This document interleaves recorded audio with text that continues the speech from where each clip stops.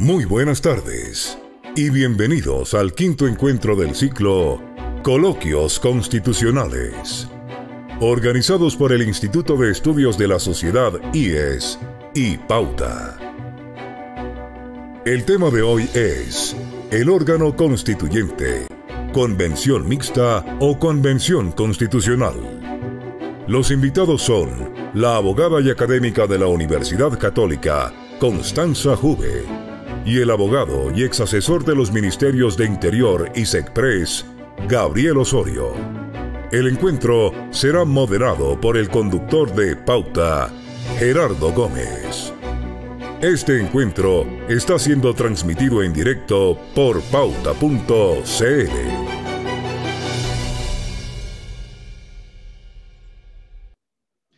Hola, ¿cómo están? Muy buenas tardes, 14 horas en punto para acompañarlos en esta revisión de estos coloquios constitucionales, estos encuentros semanales que ha organizado Pauta junto al Instituto de Estudios de la Sociedad para que cada uno de ustedes se pueda ir formando semana a semana un perfil mejor, más fácil, más profundo sobre lo que se viene, este proceso constitucional. Cuando uno escucha un cambio constitucional, proceso constitucional, se le viene a la cabeza algo complejo, aburrido, podríamos decir incluso, pero nosotros nos hemos puesto el objetivo que sea todo lo contrario, que sea fácil de entender, que sea accesible, que sea claro para que usted vote informado el 25 de octubre. Por eso que tenemos ya a nuestros panelistas, a quienes saludamos de inmediato, y a nuestros opinantes durante esta hora. Constanza Juve, abogada constitucionalista y académica de la Pontificia Universidad Católica.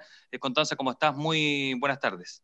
Muy buenas tardes, Gerardo, y muchas gracias por la invitación a Radio Pauta, que yo la siento como mi casa todos los martes, ahí estamos. Es tu casa. Pauta. Y también muchas gracias a IES y, por cierto, a Gabriel por esta invitación y por este debate. Lo presento de inmediato. ¿Quién es Gabriel? Es Gabriel Osorio, abogado y ex asesor de los Ministerios del Interior y de la SECPRES en gobiernos de la ex nueva mayoría. Gabriel, muchas gracias por aceptar nuestra invitación para dialogar durante esta hora.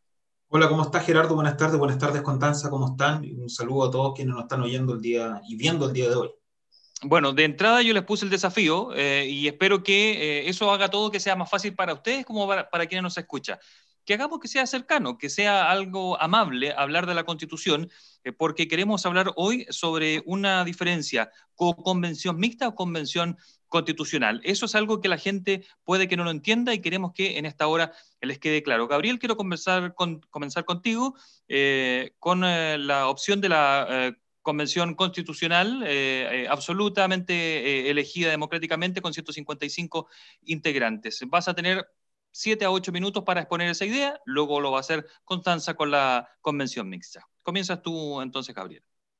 Bueno, muy buenas tardes. El día 25 de octubre de este año, en pocas semanas más, las personas van a tener que responder a 2 cédulas electorales. Una que dice relación sobre si es que quiere una nueva constitución, y la segunda pregunta sobre qué órgano tiene que redactar esta nueva constitución. Y va a tener 2 opciones, la convención mixta constitucional y la convención constitucional. En cuanto a la convención constitucional, podemos señalar que esta está compuesta por 155 integrantes 100% electos por toda la ciudadanía. Es decir, no hay ningún parlamentario que por derecho propio o mediante una elección indirecta pertenezca a esta convención. Si alguna autoridad, parlamentario, alcalde, concejal, consejero regional, ministro, subsecretario, etcétera, quisiera pertenecer a esta convención constitucional, tiene que competir. Y tiene que competir en elecciones.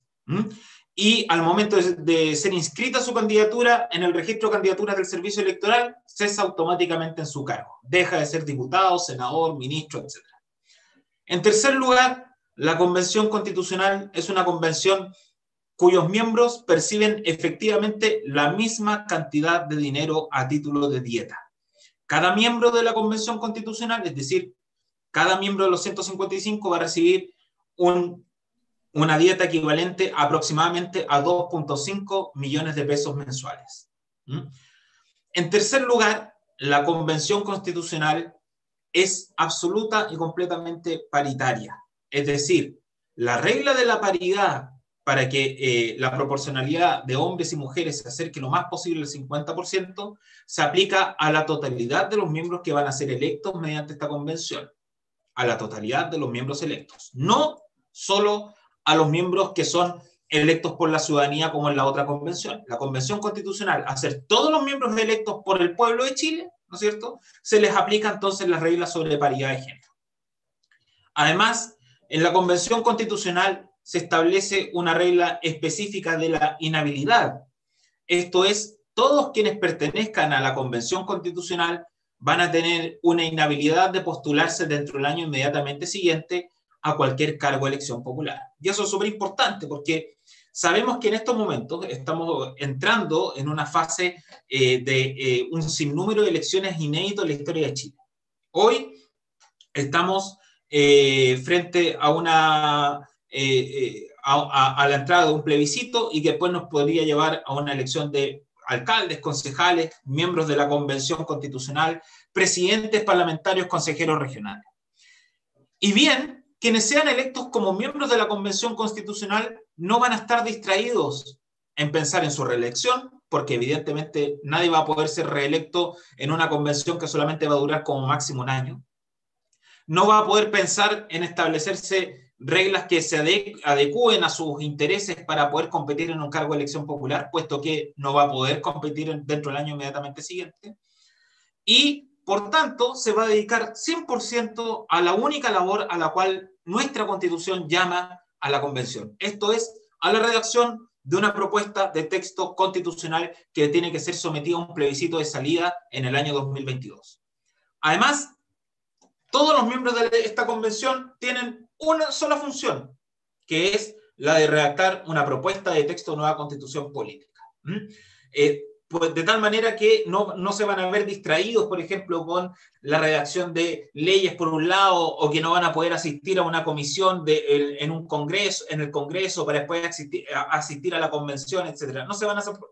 En esta convención no se van a producir desaguisados. Eso fundamentalmente es la estructura de la Convención Constitucional, que a veces presenta además que al estar 100% electa por la ciudadanía, a través de 155 integrantes electos bajo el sistema proporcional de cifra repartidora, permite efectivamente una mejor representación de las distintas fuerzas políticas de Chile.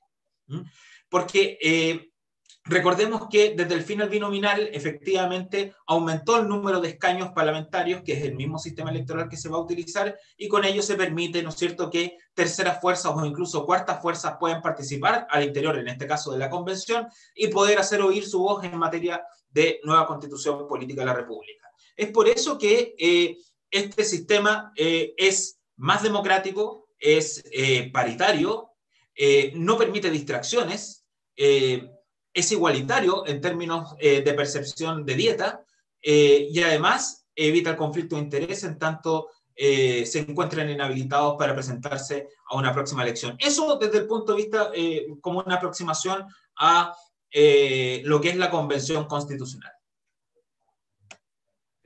Vamos a... ¿Nada más que agregar, Gabriel, en esta pasada? ¿No? No por el momento.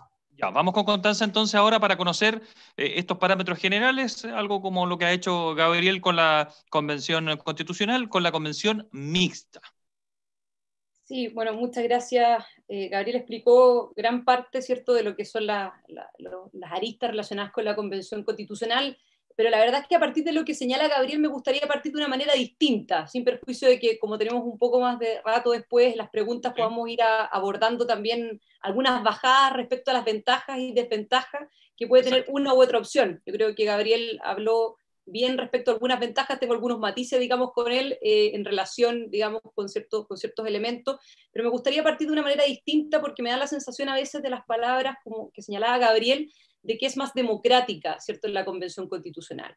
Y respecto de eso me gustaría hacer una pequeña reflexión que pensé que no iba a hacer, porque iba a ir directo a la cancha, ¿cierto?, con el tema de la Convención Mixta, pero que me gustaría tomarme, ¿cierto?, la libertad de poder hacerla, que tiene que ver con que, sin perjuicio de que la pregunta de la segunda papeleta es si Convención Constitucional o Convención Mixta Constitucional, yo por lo menos soy de aquellas partidarias de que les habría gustado tener una tercera alternativa, que ya no es posible, ¿cierto? Ya estamos embarcados en esto, pero a mí me habría gustado en el fondo tener una tercera opción en ambas papeletas, ¿cierto? La primera no tener una posición tan binaria y polarizante de si quiero todo completamente nuevo, hoja en blanco más 2/3, ¿cierto? O si quiero mantener todo exactamente como está, sino que la posibilidad de tener una reforma constitucional a través de un Congreso constituyente que podría haber sido este Congreso o que podría haber sido el siguiente que va a ser electo, ¿cierto?, el próximo año.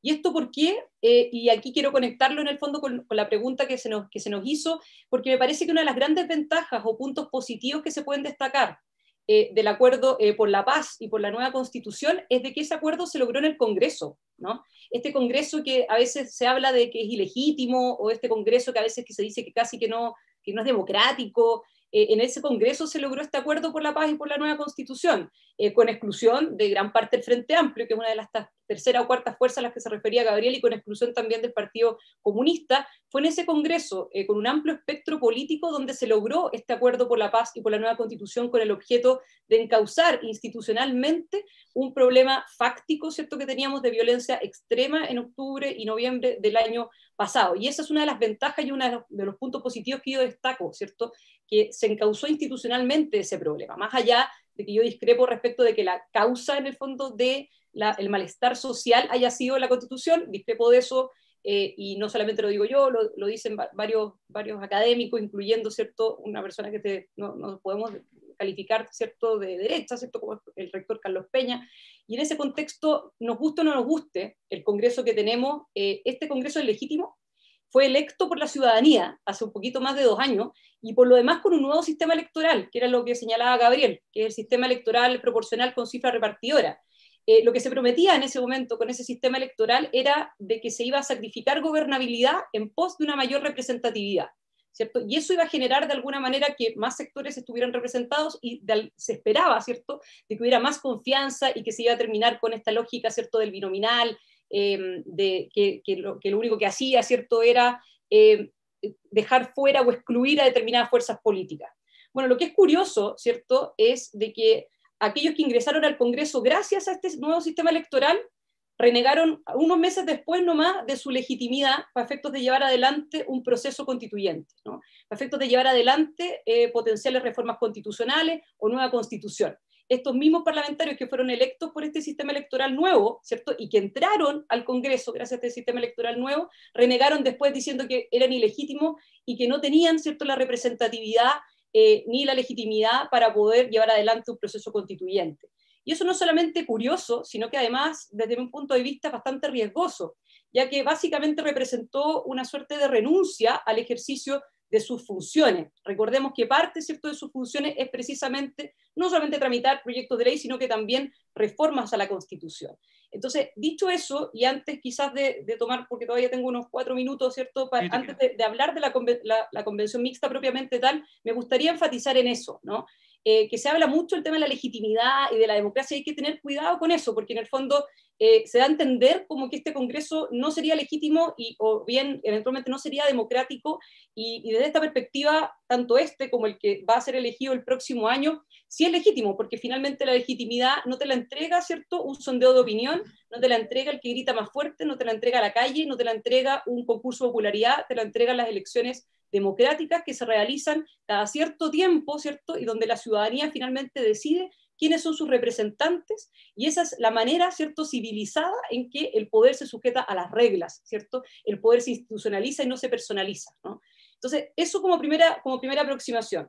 La segunda aproximación, en términos pasando ya de la reflexión quizás de contexto, que no tenía contemplado, pero me pareció importante poder hacer ese punto.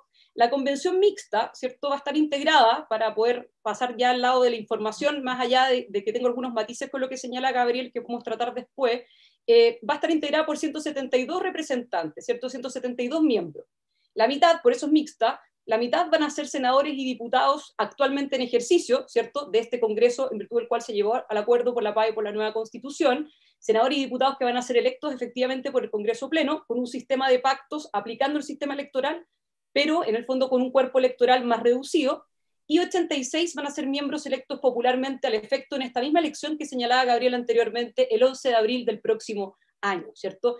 Esa convención mixta, y si bien la convención constitucional tiene 2 grandes ventajas de las que señalaba Gabriel, ¿verdad?, que van a tener una dedicación exclusiva y que además eventualmente yo le veo otra ventaja también a la Convención Constitucional, que sería que las propuestas van a ser propuestas directamente vinculadas a propuestas constitucionales en su totalidad y no a programas políticos generales, que es básicamente la razón por la cual, o la campaña que en el fondo hace un parlamentario, ¿no? Que se refiere no solamente a temas constitucionales, sino que a otros temas también. Me parece, ¿cierto?, que la convención mixta tiene varias ventajas, ¿ya? Y tomando en cuenta el contexto y lo que señalé al principio como aproximación, me parece que fortalece la institucionalidad al reconocerle al Congreso un rol de decisión constituyente, ¿no? Se le reconoce un rol en la decisión constituyente al Congreso Nacional y eso me parece que implica un fortalecimiento de la institucionalidad. Además me parece que tiene otra ventaja que favorece los acuerdos también a partir de las lógicas de la deliberación y del consenso que son propias del Poder Legislativo y de la representación partidaria, y me parece que además reduce la probabilidad de los conflictos que puedan haber entre el Congreso y la Convención. Si bien es cierto, la Convención va a tener una única misión, que es la redacción de un proyecto de nueva Constitución, en caso de ganar la opción apruebo, el Congreso va a seguir funcionando. Entonces, tener ese vaso comunicante entre lo que sería el Congreso y lo que sería la Convención, me parece que es un vaso comunicante que puede ser virtuoso para evitar conflictos, que si bien no son necesariamente conflictos jurídicos, sí pueden ser conflictos fácticos finalmente al tener esta especie como de dos congresos funcionando en paralelo, ¿cierto? Entonces, en ese sentido, me parece que la convención mixta puede ser una buena oportunidad, en el fondo, para poder tener ese vaso comunicante. Me parece, en el fondo, que el Congreso no queda debilitado en esta lucha de poder que eventualmente se pueda generar, y me parece también que fortalece un poco el rol el rol institucional o el fortalecimiento, ¿cierto?, institucional en ese sentido. Recordemos entonces, y con esto cierro, de que en este Congreso se llegó a ese acuerdo, los diputados y senadores estuvieron dispuestos precisamente a ir, ¿cierto?, a la convención precisamente para buscar, ¿cierto?, esta salida institucional. Por lo tanto, me parece de toda lógica que el Congreso, o parte del Congreso, quiera participar en la convención mixta constitucional. Eso por mi parte, pero obviamente conversemos porque hay algunos matices también que yo tengo respecto de lo que señalaba Gabriel, y me imagino que también respecto a lo que dije yo, ¿no? Era lo que vamos ahora, y quiero comenzar contigo, Gabriel. Decía Constanza que había una legitimidad detrás que no podía ponerse en duda desde el punto de vista de la convención mixta, pero yo no sé si tú tienes cuestionamiento con respecto a la legitimidad o más bien la representatividad, si podemos hacer una diferencia aquí, que podría tener una convención mixta. Tu micrófono está cerrado. Ahí. Es evidente que, bajo mi lógica, mi punto de vista, esto, y nadie tiene la verdad es absoluta, tampoco soy un hombre religioso, así que tiendo a poner todo en duda. Acá hay un problema de representatividad, pero no respecto de los miembros del Congreso Nacional, sino respecto de los miembros que van a ser electos por la ciudadanía. Y paso a explicar esta polémica. Como no serán 155, sino solo 86 miembros electos directamente por la ciudadanía en la convención mixta, el número de escaños a repartir por cada distrito tiende al sistema binominal. Usted puede ver 8 distritos de los 28 eligen 2 escaños, sistema absolutamente binominal, volvemos al sistema binominal, 10 distritos que eligen 3 y 10 distritos que eligen 4 convencionales. Eso va a traer como consecuencia directa que una tercera fuerza o una cuarta fuerza va a necesitar muchísimos más votos que en el sistema de los 155 para poder ingresar a la convención. Así que, por ese solo hecho, ¿no es cierto?, que es como una suerte, una vuelta al binominal y a un sistema, ¿no es cierto?, cuestionado, en el cual para poder ingresar 2 personas de un mismo conglomerado tenían que doblar a la otra lista. Evidentemente trae problemas en cuanto a la pluralidad de opciones que debe tener una convención constitucional, de manera tal de que no se sienta parte de la población excluida en su composición. Eso en primer lugar. Entonces, vamos a tener evidentemente con la convención mixta un problema de la binominalización de la elección de los miembros no parlamentarios de la convención. En segundo lugar, vamos a tener un problema respecto de las legítimas expectativas que pudiese tener sobre todo las mujeres en cuanto a la situación de la paridad, puesto que la paridad solamente se va a aplicar a los miembros electos por la ciudadanía en la convención mixta constitucional, ¿ya? Pero quiero hacer un comentario respecto a lo que dijo Constanza y que cuando decía que a ella le hubiese gustado un Congreso constituyente. Bueno, el Congreso siempre ha tenido facultades constituyentes. Cientos de reformas constitucionales, o sea, decenas de reformas constitucionales se han tramitado en el Congreso Nacional. No, para aclarar, Gabriel, de hecho ese era mi gran punto, solamente para aclarar ese punto, sin ánimo de querer interrumpirte innecesariamente, pero a lo que me refería con Congreso Constituyente me refería a un Congreso que eventualmente se dedicara durante un tiempo específico, ¿cierto?, a la redacción de una eventual nueva Constitución. A eso me refería con Congreso Constituyente. De hecho, yo misma también dije que los parlamentarios precisamente tienen como parte de sus funciones la tramitación de reformas constitucionales, por eso me parecía tan curioso que hay algunos que se declararan como ilegítimos para poder hacerlo. Solamente para aclarar ese punto. Yo no creo que se declaren ilegítimos. Yo creo que hay una diferencia fundamental cuando una persona elige un parlamentario, ¿no es cierto?, que tiene función de representación, de fiscalización y de las funciones propias del Congreso Nacional en cuanto a la tramitación de leyes y excepcionalmente reformas constitucionales, respecto de elegir a personas que van a tener una única función, que es la función de elegir, que es la función de redactar una propuesta de nueva constitución política de la República. Entonces yo creo que hay una confusión, porque evidentemente los miembros del Parlamento tienen legitimidad en atención a que fueron electos como miembros de un Congreso Nacional, pero en esta situación excepcional considero yo que yo no estoy en ningún caso discriminando a un parlamentario que quiera ser miembro de la convención, pero lo que a mí sí me gustaría es que la ciudadanía se pronunciara respecto a si es que efectivamente quiere a ese parlamentario en la convención o no. Entonces, al tener dos cuerpos electorales distintos, la convención mixta, esto es, por un lado, parlamentarios que se eligen de entre ellos mismos, ¿no es cierto?, para pertenecer a esta convención, y respecto del otro cuerpo electoral, ciudadanía, evidentemente, tiende a desnaturalizarse en atención a la función bajo la cual fue elegido ese parlamentario, ¿ya? Ahora, vuelvo a decir, yo no tengo ningún problema con los parlamentarios, conozco varios y de hecho a muchos les tengo muchísimo aprecio, pero sin embargo yo creo que en una situación tan excepcional como la redacción de una propuesta nueva de Constitución Política de la República, evidentemente tiene que pasar, ¿no es cierto?, por el test de la ciudadanía y que sea ella la que en definitiva decida si es que ese parlamentario, por ejemplo, que quiere ir a la convención, deba o no deba estar en ella. Además, perdón, además, también, dado que la repartición de escaños a nivel del Congreso Nacional también van a ser 86, evidentemente, esto es un tema de sistemas electorales, por si acaso. En la medida que usted tiene menor cantidad de escaños a repartir, ¿ya?, menor es la representatividad. Y tiende a binominalizarse o a sobrerepresentarse las dos primeras fuerzas, ¿no es cierto?, en una contienda electoral. Y eso lo vivimos durante los últimos 30 años prácticamente, mientras existió el sistema binominal, que evidentemente buscaba en el fondo crear un sistema bipartidista. Si eso siempre se quiso así, pero sin embargo la cultura política chilena del multipartidismo pudo más que el sistema binominal. Entonces, yo la verdad, para evitar un problema de representatividad, tiendo a pensar que la Convención Constitucional tiene mejores armas para representar los intereses de la ciudadanía que la Convención Mixta. Constanza, te quería preguntar primero con respecto a un punto que tú mencionaste, que se refería a que reducía los conflictos. Decía tú que fuera mixta, el que existiera presencia de representantes del Congreso y también de la ciudadanía. Y lo otro, si tú ves como una ventaja de la Convención Constitucional, y si no es así, ¿por qué no? En cuanto a la representatividad que se supone, uno considera que si van a ser 155 integrantes, va a ser muy variopinto y todas las etnias, grupos van a estar allí. Pero ¿será así? ¿O podrán estar los mismos partidos de siempre, con los candidatos que no salieron electos en otra cuestión, que se quedaron fuera de todo tipo de cargo popular, público, terminan siendo los postulantes y viendo las mismas caras que hemos visto siempre?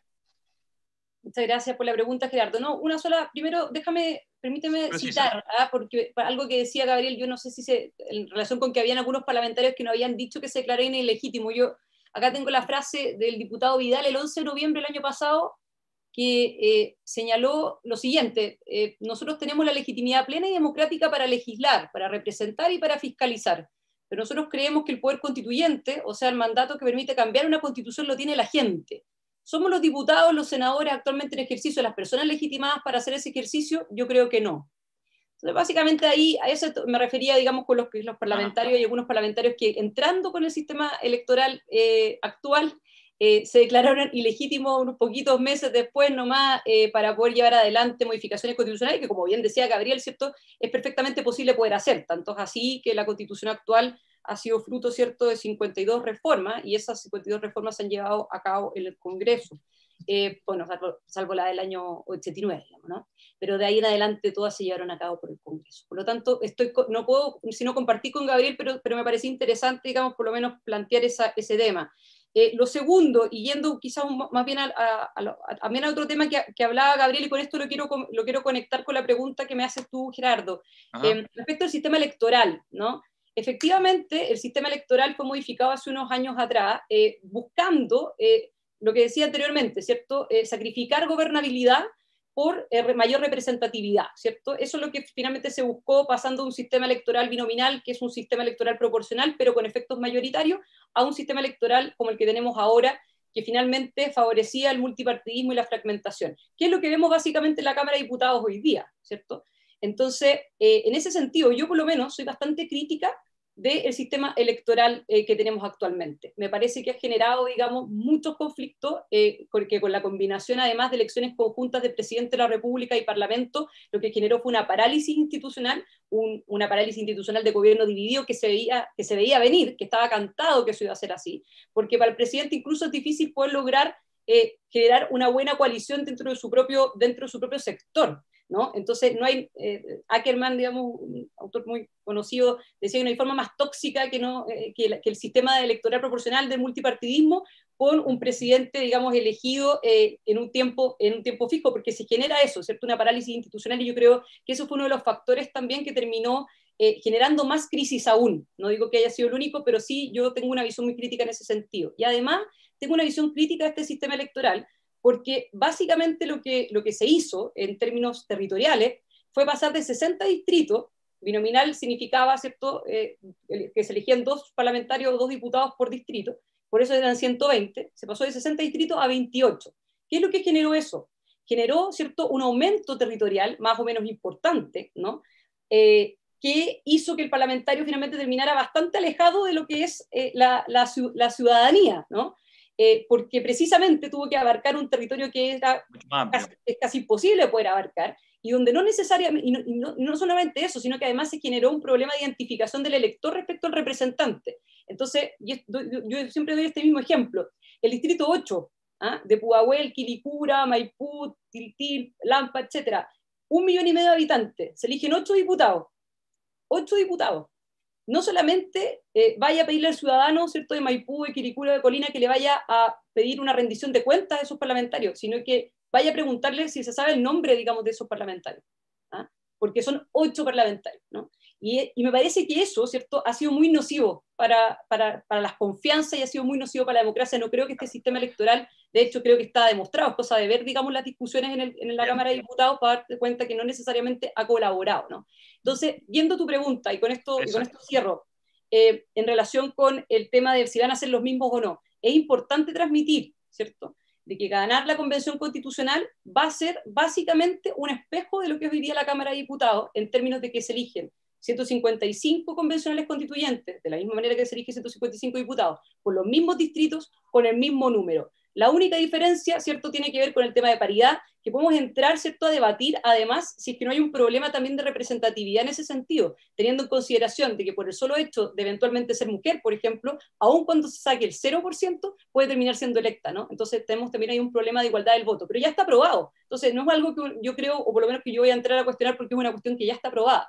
Pero ojo con las expectativas en ese sentido, porque para poder lograr llegar a 28 distritos con esa magnitud territorial, en el fondo no va a ser el ciudadano de a pie el que va a ser candidato, o el que, mejor dicho, sí puede ser el ciudadano de a pie el que va a ser candidato, pero no el que va a resultar electo, ¿no? Y se va a necesitar, en el fondo, la maquinaria de los partidos políticos, más allá de los pactos para los independientes, para finalmente lograr ser electo, ¿no? Y hay una expectativa que, junto con la expectativa del contenido, creo que es importante ajustar. Esto es Coloquios Constitucionales, aquí en Pauta, en conjunto con el Instituto de Estudios de la Sociedad IES. Usted escucha a Constanza Juve, abogada constitucionalista y académica de la Pontificia Universidad Católica, y a Gabriel Osorio, abogado y ex asesor de los Ministerios de Interior y SECPRES en gobiernos de la ex nueva mayoría. Gabriel, podrías recoger el guante allí, ¿no? En cuanto al tema de la representatividad que van a tener esos 155 electos. ¿Va a ser así como la gente se lo puede esperar? O, a ver, ¿cómo te lo pregunto de otra manera? ¿Podría haber al vecino allí como soñó, representando y opinando? ¿O va a haber al ex diputado que ha visto 18 veces pasearse en elecciones por todo tipo y nuevamente verlo aquí representado? Depende a quién le vote. Es que depende de quién le postulen, ¿o no? Sí, claro, pero yo como ciudadano, ¿no es cierto? Yo como ciudadano perfectamente podría postular a la convención siendo independiente puro, evidentemente con una gran dificultad de poder salir electo, ¿ya? Como miembro de listas independientes, con una mayor posibilidad de ser electo, o como independiente asociado a un partido político con una mayor posibilidad de ser electo, o como miembro de un partido político, ¿ya? ¿Sabes qué? Yo tengo, a mí me duele un poquito el estómago con el discurso de la antipolítica. Ya. En primer lugar, porque, no sé, cuando yo hablo con amigos que son militantes, de hecho, como que hasta sienten vergüenza de serlo. Es como, es algo muy extraño. Y la verdad es que el discurso de la antipolítica solamente trae como consecuencia populismo, solo trae como consecuencia daños al país. Entonces, sostener el discurso de la antipolítica me parece irresponsable. ¿Ya? Eso en primer lugar. En segundo lugar, las mismas caras, si es que van a ser las mismas caras de los diputados, etcétera, eso va a depender fundamentalmente de la gente. Si la gente es la que vota a los diputados, los senadores hoy no vienen de Marte, de Venus y que se instalan en el Congreso Nacional, sino son la gente la que los vota. ¿Ya? Eso en segundo lugar. Pero en tercer lugar, respecto a la magnitud de que, bueno, en el distrito 8 que mencionaba Constanza, a mí me gustan mucho los sistemas electorales, yo creo que de repente debí haber estudiado otra cosa, ciencia política, no sé, porque a mí me gusta más esas cosas. Y yo recuerdo que en el sistema anterior a 1973, ¿no es cierto?, que no era cuestionado como sistema poco democrático, habían tres distritos en Santiago. Santiago o provincia de Santiago 1, provincia de Santiago 2, me parece, parafraseando, me parece, provincia de Santiago 3. ¿Sabe cuántos diputados elegía provincia de Santiago 1? 18 diputados. Y abarcaba casi todo el sector norte de Santiago. O el expresidente Allende, que era senador por Magallanes. ¿Sabe dónde empezaba la circunscripción provincial de esa agrupación provincial de Magallanes? En Yanquihue. Es decir, desde Puerto Montt hasta Magallanes. Y yo no creo que la gente no haya conocido al presidente Allende. O que las personas en Santiago, ¿no es cierto?, no hayan conocido al senador Onofre Jarpa o al senador en ese tiempo Boloy de Teltelo. Yo creo que estamos en distintas épocas, había otra clase de vinculación. Yo creo que el problema de la deslegitimación, ¿no es cierto?, o la crisis política es mucho anterior a lo que ocurre en el año 2019. Yo la tiendo a instalar efectivamente en 1997. Si tú ves la elección parlamentaria en 97, ahí el primer gran escándalo fue la cantidad de votos nulos y blancos que hubo en esa elección, que fue aproximadamente el 13%. El 13% me parece, el 13-14% de votos nulos y blancos. Algo impensado en la democracia chilena y poco después de haberse recuperado la democracia. Fue la misma elección en que la democracia cristiana me parece que perdió casi 1 millón de votos. ¿Qué quiero decir con esto? Fundamentalmente que, en primer lugar, que existan nuevos territorios y que se elijan una gran cantidad de parlamentarios, 8, que no es mucho en realidad, son distritos medianos, de magnitud mediana, que se elijan 8 diputados, para mí no es un problema. 8 convencionales no es un problema, por el contrario, es una garantía de pluralidad y de representación, ¿ya? En cuanto a las mismas caras, yo tendría mucho cuidado con el discurso de la antipolítica, pero sobre todo tenemos que hacer a los ciudadanos responsables de a quienes eligen también. Si los parlamentarios son electos por la ciudadanía, y en este caso los miembros de la convención van a ser electos por la ciudadanía, pero con la diferencia que ahora van a tener mayor posibilidad de poder participar, no solamente como independientes solo en esta ocasión. Evidentemente hay que arreglar el tema, por ejemplo, de que puedan inscribirse mediante firma electrónica para estos efectos. Sé que el gobierno está patrocinando ciertos proyectos de ley para que pues, los independientes tengan mayor facilidades aún para poder conformar su propia lista. Evidentemente eso va a aumentar la electividad. Entonces yo creo que el señor que está en la panadería, que sueña con ser constituyente, yo le recomendaría más bien que hable con sus vecinos, que hable con sus amigos y que comiencen a generar un lema o algún tipo de programa y que se lancen en campaña. Fíjese que sobre todo en pandemia con redes sociales eso podría ser bastante más efectivo que las palomas que solamente transmiten una foto, una sonrisa Pepsodent, ¿no es cierto? Y un eslogan de una candidatura.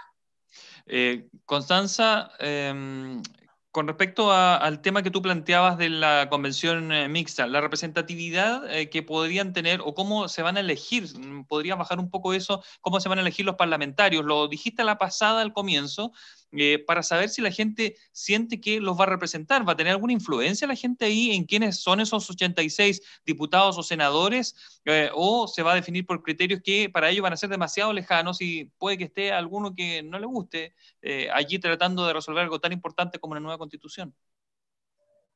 Gracias, Gerardo. ¿No? Una cosa antes de responder la pregunta. Respecto al discurso de la antipolítica, yo comparto con Gabriel 100% eso. Y si es que no sé si se refiere, no sé si te referiste a mí o no, pero si es que se dio a entender eso. Yo no entendí eso, por lo menos, ¿no, Gabriel? No, porque yo comparto 100% lo que está señalando Gabriel, ¿no? O sea, finalmente este discurso como contrario a los partidos políticos, y que como que los partidos políticos son como todos malos, qué sé yo, o sea, los partidos políticos tienen por objeto finalmente programas que no tienen que ver con la representación solamente de intereses particulares, sino que más bien de lógicas de bien común.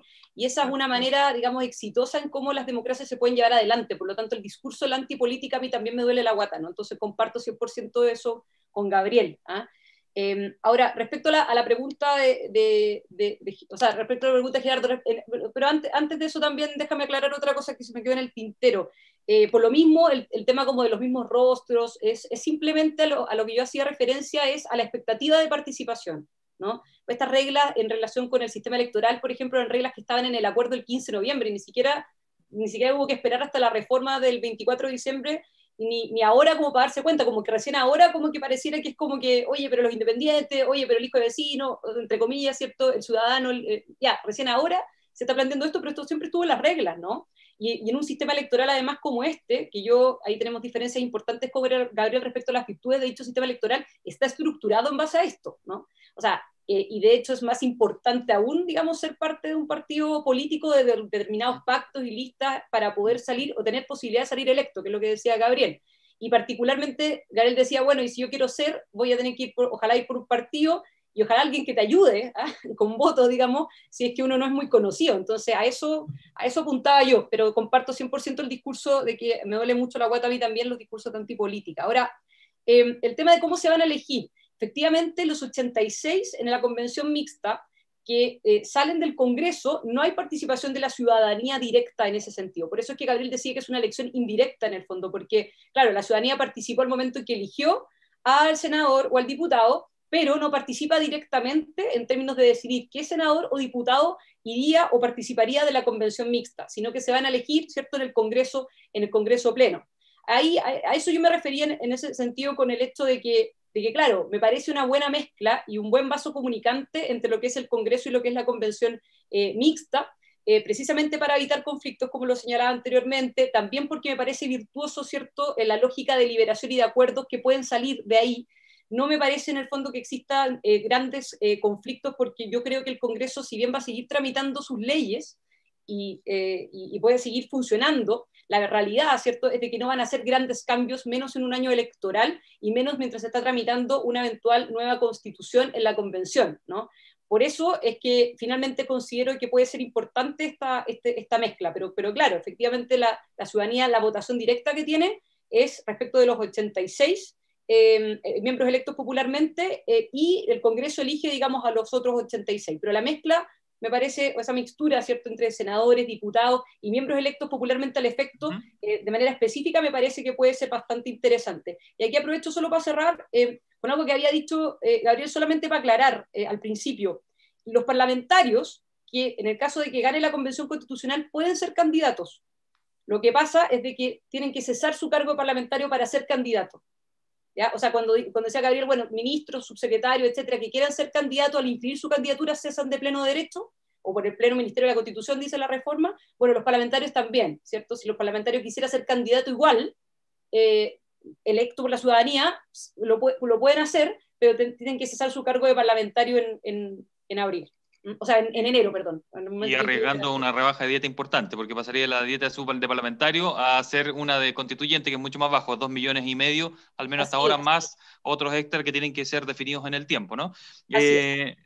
Gabriel, tú decías que podía haber problemas en esos vasos comunicantes que mencionaba Constanza recién, entre la mitad Congreso, mitad Convención Constitucional, que podría haber problemas de diálogo. Ahí ella lo planteaba como una virtud. ¿Tú qué temes allí o qué riesgo ves en ese diálogo, en el trabajo conjunto que deberían o podrían hacer esos dos grupos? Yo creo que el diálogo podría no durar mucho. ¿Ya? Porque imaginemos que de esos 86 parlamentarios electos por ellos mismos para ingresar a la convención mixta, quieran ir a la reelección como parlamentarios. O sea, van a estar legislando, miembros de la convención y haciendo campaña electoral. O sea, yo puedo entender que ya, tal vez dos cosas, ¿no es cierto? Legislar, hacer una nueva constitución, puede ser, pero más encima estar en campaña de reelección en medio de la convención. La convención empieza en junio del 2021. En noviembre usted tiene la elección parlamentaria, es decir, más o menos la primera mitad de la convención podría estar el parlamentario pensando en declarar su candidatura para ir a la reelección como parlamentario. Entonces, Constanza, ¿tú ves ese riesgo allí, Constanza, que se pueda transformar en una tentación, podríamos decirlo así, ¿no? El ser multitasking en toda esta tarea que tienes que desarrollar y que tiene que ser de muy buena manera? No, porque me parece que de hecho, o sea, con esta aprobación, además de las inhabilidades, o sea, este tema del límite a la reelección, es claro al final que gran parte de los parlamentarios que probablemente tienen muchos años de experiencia, y que creo que eso de hecho podría ser positivo para esos efectos también, podrían terminar siendo los candidatos de los distintos partidos para ir a la convención mixta, ¿no? Ese tema al final del día, el año, digamos, de duración de la redacción, por eso cuando Gabriel decía la inhabilidad es de un año, cuando terminen, ¿no? Bueno, es que da lo mismo, porque en el fondo no va a haber elección, entiendo yo, según yo, cuando terminen al año. No lo sabemos. Bueno, pero está bien, pero probablemente no, salvo hay un punto ahí, ¿no? ¿Me lo aclaran? Es que déjame cerrar con un solo punto, para no dejarlo entre medio ahí dando vuelta, ¿no? La convención no puede terminar los periodos anticipadamente de autoridades que hayan sido electas, salvo que modifiquen sustancialmente o eliminen una determinada institución. Uno asumiría que no van a eliminar el Congreso, o uno asumiría que no van a eliminar al presidente de la República, ¿no? Entonces, en ese contexto no podrían terminar antes sus periodos, por lo tanto, para ser candidatos con los alcaldes. Por lo tanto, la inhabilidad del año, ¿cierto? Da lo mismo, tenía sentido antes, cuando el plebiscito era en el 26 de abril, iba a empezar a funcionar ahora para que empalmara con la elección parlamentaria y presidencial. Ajá. Pero hoy día, está bien, está la inhabilidad, pero probablemente no va a haber una elección al año siguiente, ¿no? Allí me aborda algo, Gabriel, me pareció a mí, espero a riesgo de equivocarme, que Kenneth Bunker, me parece, se lo leí, me parece que fue él, y discúlpeme, Kenneth, si es que me equivoqué, pero parece que a él se lo leí, que decía, eso es inhabilidad de un año en simbolismo, dijo, porque en un año no hay ninguna elección, así que no quedó inhabilitado para nada. Es que la verdad es que no sabemos, porque evidentemente existe esa regla, que es una regla, Constanza sabrá, al igual que el 185 inciso final, que no es justiciable. Es decir, si la convención tomara como decisión resetear el sistema, llamémoslo así, y llamar a elecciones generales una vez publicada entre los 6 meses siguientes de la Constitución, nadie podría reclamar.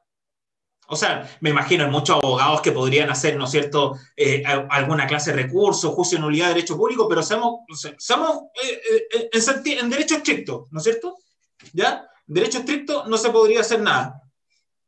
Pero yo creo, más allá de eso, que normalmente lo que podría suceder es que sí existe un cambio fundamental como lo exige esta Constitución para que haya cambios para que haya una nueva elección. Por ejemplo, que la institución presidente de la República cambie fundamentalmente y pase a ser solamente un jefe de Estado. Oye, ¿qué pasa si pasamos a un sistema parlamentario puro o un sistema unicameral? Eso es posible. O sea, yo al menos, yo confieso que el tiro es mi pecado, ¿eh? Yo soy un fanático del parlamentarismo. Así, yo amo el parlamentarismo por sobre todas las cosas. Lamentablemente, bueno, no creo que vaya a suceder por los dos. ¿Ah? más que a tu familia. Lo hice porque... Desde el punto de vista político, tal vez desde la nacionalidad política estoy hablando, pero me gusta mucho el sistema parlamentario. Tal vez probablemente no esté incorporado, pero evidentemente van a haber cambios, ¿no es cierto?, en la estructura o, por ejemplo, en cada una de las, digamos, competencias que puede tener una determinada autoridad. Si el presidente pasa a ser solamente jefe de Estado y pasa más a un sistema unicameral con un semipresidencialismo o más parlamentarizado, ¿por qué no llamar elecciones? Si hay un cambio fundamental o se elimina una institución como el Senado. Eso podría pasar, no sabemos. Ahora, con la exigencia de los 2/3, también lo dificulto, porque evidentemente, y dado como estamos viendo cómo va avanzando la política, porque la Constitución se llama Constitución Política, como va avanzando la política, yo dificulto que, por ejemplo, la oposición vaya toda unida en una sola lista o en 2 listas, y tiendo a pensar que se va a repetir un escenario parecido al año 2017, donde la centro-derecha y derecha con un 37-38% se llega a casi la mitad del Congreso Nacional, y esto podría pasar también en la Convención. ¿Constanza? Sí. Pero hipotéticamente podría suceder. ¿Constanza? Sí, lo que pasa es que, ¿sabes que hay algo que dijo Gabriel que a mí, de hecho, Sabía que iba a generar polémica, estoy seguro. No por lo último, por lo primero, sí. De lo peligroso de lo que puede salir de eso, de lo que estás señalando tú, en el sentido de que no es justiciable, decía Gabriel, ¿cierto? O sea, en el fondo la Convención puede hacer lo que quiera, y como no se puede recurrir ni ante la Corte Suprema ni ante el Tribunal Constitucional, entonces en la práctica la Convención podría hacer lo que quiera. Bueno, si eso es así, entonces tenemos un gran problema, porque lo que dice Luis Mesina respecto de que la Convención se va a declarar soberana y puede cerrar el Congreso, puede ser posible. Puede ser posible también que nos saltemos todos los límites de fondo porque no son justiciables, como por ejemplo que se respeten los tratados internacionales, que Chile sea una república democrática, que se respeten las sentencias judiciales firmes y ejecutoriadas, que la Convención no se involucre en las atribuciones que tienen los otros órganos, porque si el punto es de que no es justiciable, entonces sí se puede hacer eso, y lo que dice Luis Mesina, en términos, digamos, de que de facto se van a tomar el poder en la Convención y van a cerrar el Congreso, puede pasar. Mira, sabes que con esas cosas, porque efectivamente lo que dice Gabriel es precisamente una de las preocupaciones que uno pudiera llegar a tener. Como no es justiciable, entonces la Convención básicamente puede hacer lo que quiera, ¿no? A ver si me explican un poquito más de esto, y a quienes nos están sintonizando ahora lo hacen después en nuestro podcast, porque yo solo había leído al abogado del Partido Comunista Carlos Arrué, quien lo tienen como un constituyente o un experto en tema constitucional del Partido Comunista, y Carlos Arrué decía que la Asamblea Constituyente, una vez electa, si es que esta era la opción que ganaba, por supuesto, los 155, ellos podían perfectamente cambiar el quórum de inmediato o anular el Congreso. ¿Se puede? Yo no estoy de acuerdo con eso. No sé qué interpretación es esa, ustedes son los abogados. Pero si no es justiciable, entonces de lo mismo... Pero difícilmente la Corte Suprema dejaría pasar una violación a la norma del procedimiento de los 2/3. En una norma... Eso no, pero todo lo demás sí, pues. Pero si no tenéis los 2/3 para eso, no tienen los 2/3 para nada. Gabriel, es jugar en lo ucraniano. De uno, escuchemos a Gabriel. Vamos con la teoría de Luis Mesina y acabemos con todo. Pero desde el punto de vista, primero, del procedimiento establecido, que sí es justiciable. Y yo defiendo la idea de que sea justiciable, porque ahí está la llave de todo. Si usted no tiene los 2/3 para cambiar el quórum y bajarlo, difícilmente todas estas pesadillas a las cuales se refiere Constanza, y a las cuales también comparto. Pero si no son pesadillas, es en base al argumento que tú acabas de decir, si eso es lo que te digo. Tu argumento era, no es justiciable el tema de que se pueda involucrar o que puedan terminar antes con los periodos de autoridades electas. Si no es justiciable con ese mismo argumento, tampoco sería justiciable todo lo otro que acabo de decir, que no son pesadillas. Entonces, ese es el problema, ¿no? Sí, pero tenías un problema en los 2/3. Que más que un problema, una garantía. De acuerdo. Hay un encaje, dices tú ahí, que no permitiría, ¿no? Efectivamente, porque si es que yo tomase una decisión, por ejemplo, no de meterme en atribuciones del presidente de la República, hablemos de cosas más concretas. Yo tomase la decisión, por ejemplo, de adelantar todas las elecciones. Yo necesito 2/3 para eso. Y yo sé que no voy a tener los 2/3 para eso. Si yo no tengo los 2/3 para eso, imposible que yo pueda, ¿no es cierto?, instalar una disposición, por ejemplo, transitoria en ese sentido. Es imposible. Salvo ¿no es cierto?, que existiese 2/3 en atención a que haya cambiado, tal como lo dice la Constitución, fundamentalmente, o se eliminen algún tipo de autoridad. ¿Ya? Pero lo que yo quiero decir es lo siguiente. La cifra de los 2/3 para poder llegar a los acuerdos es una norma de procedimiento, y es una norma de procedimiento reclamable en la Corte Suprema. Y si es que esa norma de procedimiento se viola, la Corte Suprema lo que puede hacer es dejar sin efecto ese acuerdo, ¿ya? Y que se vuelva a repetir el procedimiento en cuestión, ¿no es cierto? ¿Sí o no? Sí, pues, entonces, claro que entonces sí. si es que no se cumple ese procedimiento y que la, comillas, lo que dice, ¿cómo se llama? Carlos Arrué, lo que dice Carlos, que dice que pudiese cambiarse la norma del quórum, pues bien, para cambiar la norma del quórum, usted requiere tener un acuerdo de los 2/3 de la convención. Y dificulto enormemente que exista una posibilidad mínima siquiera de un acuerdo en ese sentido. Entonces yo por eso estoy muy tranquilo. Aparte que yo confío, en primer lugar, en el carácter democrático, ¿no es cierto?, de los miembros que van a haber de la convención y sobre todo la tradición jurídico-constitucional chilena. Si yo, la verdad, yo no tengo ninguno de esos miedos, ¿no es cierto?, de castrochavismo, cosas por el estilo, que lo puedo entender en Venezuela, ¿no es cierto?, en un régimen que no es democrático en ningún sentido, pero aquí en Chile, donde ni siquiera existe una figura, llamémoslo caudillista, como lo existía en Venezuela o en otros países, que pudiese impulsar ese tipo de proceso, no, lo dificulto. Y aparte que se sale totalmente de nuestra tradición. El único caudillo efectivo fue entre 1973 y 1990. Y ahí, no, para mi gusto, no había ni siquiera república. ¿Constanza?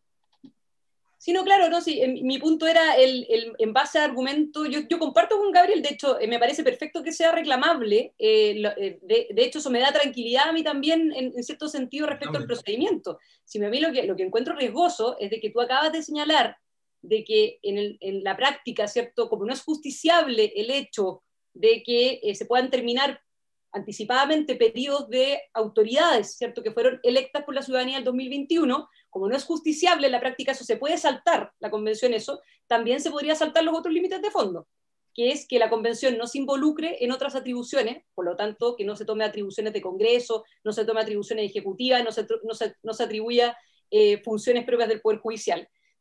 También se pueden saltar que el hecho que Chile sea una república democrática, también se podrían saltar los tratados internacionales ratificados por Chile que se encuentran vigentes, también se podrían saltar las sentencias judiciales firmes y ejecutoriadas, bajo ese mismo razonamiento. Ese era mi punto. Entonces es complejo ese razonamiento porque Gabriel tiene razón, no es justiciable nada de eso, y por lo tanto hay que confiar en el fondo en que la convención no se vaya a saltar esos límites, ¿no? Sí, pero por eso existe el plebiscito salida. No es justiciable, ¿no? Pero ese es un punto. Y otro tema es de que personas, precisamente como el abogado Carlos Arrué que dice esto del procedimiento, lo que está señalando es precisamente antidemocrático, porque implica un salto a las reglas del juego que están en la Constitución. Y esas son eventualmente también personas que lo tienen como candidato a la constituyente y que ingresarían con este sistema electoral proporcional al cual yo, digamos, soy bastante crítica, ¿no? Bueno, vamos a excluirlo. No, yo no digo excluirlo. Yo puedo estar de acuerdo con él, pero yo no lo excluiría jamás. Yo no lo estoy excluyendo. Lo que estoy diciendo es de que precisamente tengamos en consideración que pase las reglas del juego que están hoy día, porque yo no comparto este sistema electoral, creo que le ha hecho pésimo a este país. Pero más allá de eso, estas son las reglas. Entonces tengamos conciencia de que vamos a tener que llegar a acuerdos con personas que son antidemocráticos, como por ejemplo el señor Arrué. Tengamos conciencia de eso, ¿no? Constanza, Gabriel, permítanme, quedan 7 minutos, pero me gustaría que ahora ya hemos visto desventajas y ventajas, cada uno sacará su conclusión, esa era la idea de este encuentro, me refiero a quienes nos están escuchando, viendo, pero me gustaría que quedáramos con algún tipo de conclusión en cuanto a las expectativas que tienen y si miramos el vaso medio lleno, la linda responsabilidad que van a tener quienes tengan que redactar esta nueva constitución. Me lo decía un amigo recién y me hizo mucho sentido, dijo... hay que hacer que esto, la mayoría se siente orgulloso de lo que allí se va a hacer, es algo muy trascendental para el país, no es cualquier cosa lo que van a estar enfrentando sus 155 o sea el número, o 162 personas responsables. Gabriel, ¿cuáles son tus expectativas y ese lado positivo de lo que esperas de este proceso? Bueno, yo espero que este proceso sea profundamente democrático y dialogante. De este proceso, creo que se han creado las reglas necesarias para que salga una constitución democrática que nos represente a todos. No va a ser un proceso fácil, porque necesariamente van a estar no solamente todos los ojos, sino también mucha atención puesta sobre lo que va a ser la convención. Pero sin embargo, creo que la convención no debe limitarse sencillamente a que esas 155 o 172 personas se instalen en el lugar para dictar las normas constitucionales. Creo que fundamentalmente la convención tiene que generar los mecanismos de participación necesarios para que sean también las personas las que sean escuchadas en esa convención. Creo que la Convención Constitucional va a proponer un buen texto de Constitución Política de la República que probablemente no satisfaga a todos, pero que tampoco va a excluir a ningún miembro o a ningún sector social.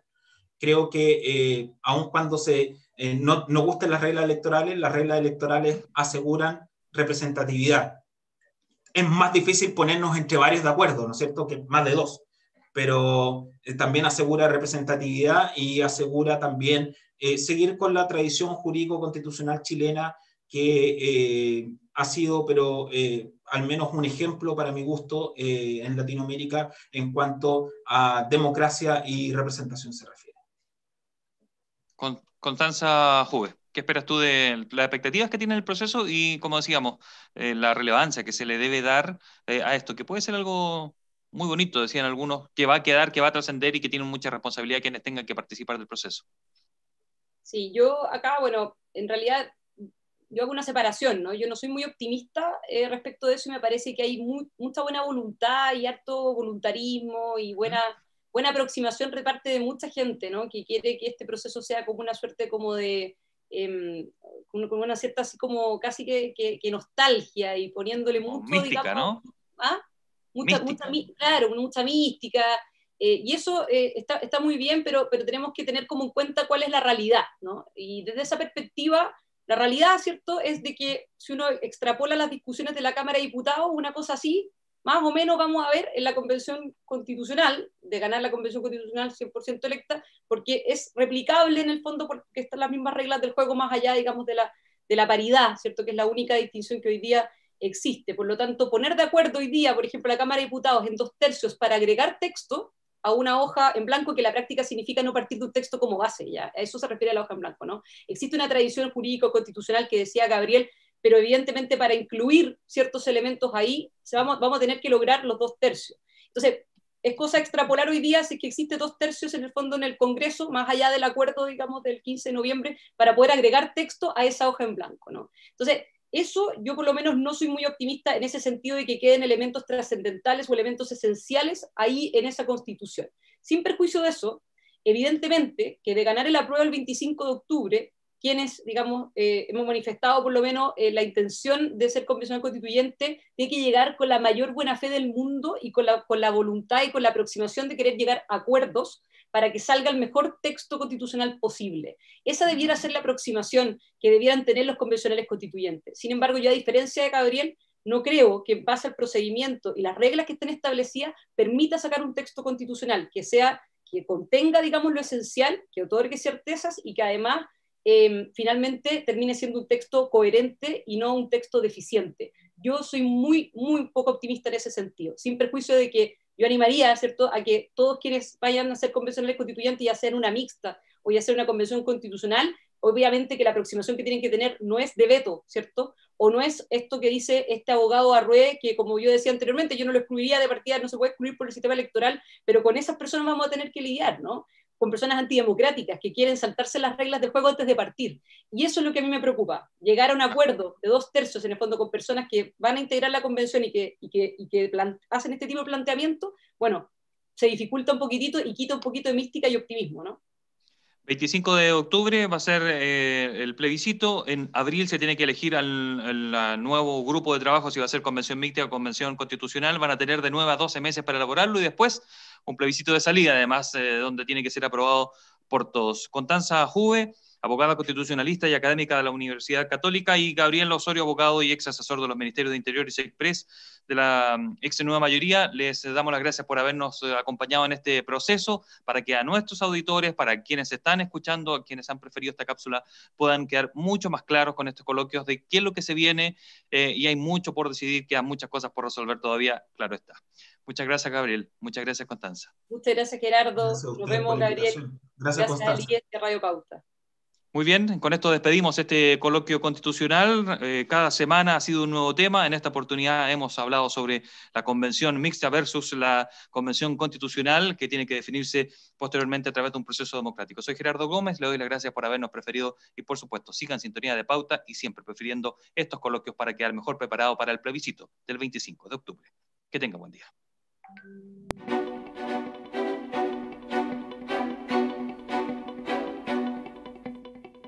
Esto fue el quinto encuentro del ciclo Coloquios Constitucionales, organizados por el Instituto de Estudios de la Sociedad IES y Pauta.